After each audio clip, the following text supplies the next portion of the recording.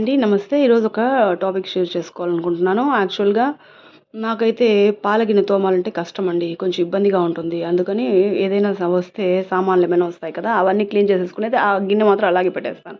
మళ్ళీ ఏమైనా తిన్న తర్వాత, మధ్యాహ్నం తిన్న తర్వాత, మార్నింగ్ తిన్న తర్వాత వస్తాయి. అది పక్కన పెట్టేస్తాను. మధ్యాహ్నం తిన్న తర్వాత వస్తది. అది పక్కన పెట్టేస్తాను. ఇంక నైట్ తోమేటప్పుడు ఇంక తప్పనిసరి తోముతాను. అలాగా అంటే కొంచెం ఇబ్బందిగా ఉంటుంది. కొంచెం ఎక్కువ ఎనర్జీ యూజ్ చేసుకొని తోమాలా అని అనిపిస్తుంది. ఎలా దీన్ని ఇది చేయకూడదని చెప్పి, ఇలా రాకూడదు, ఇబ్బంది పడకూడదనేది చెప్తానండి.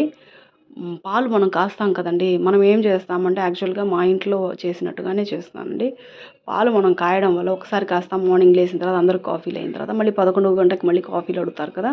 అప్పుడు మళ్ళీ వేడి చేస్తాము. మళ్ళీ పాలు చెడిపోకుండా ఉండడానికని మధ్యాహ్నం మళ్ళీ కాస్తాము. మళ్ళీ 3 గంటకో, 4 గంటకి మళ్ళీ కాఫీకని చెప్పి మళ్ళీ కాస్తాము. అట్లే ఒక 7 గంటలకి, 8 గంటలకి మళ్ళీ తిరిగి కాస్తాము. ఈ కాయడం ఒకే గిన్నెలో కాయడం వల్ల ఆ పాలు గిన్నె అనేది గారబట్టిపోతుందండి. సో, నేను చెప్పే టిప్ ఏందంటే, ఇట్లా చేసే కంటే మనం ఫస్ట్ టైం ఏ బౌల్‌లో అయితే కాస్తామో ఆ బౌల్‌లో కాసి పక్కన పెట్టేసేయండి. మనం ఫ్రిడ్జ్‌లో పెట్టుకోవడమంటే ఫ్రిడ్జ్‌లో కూడా పెడతాము.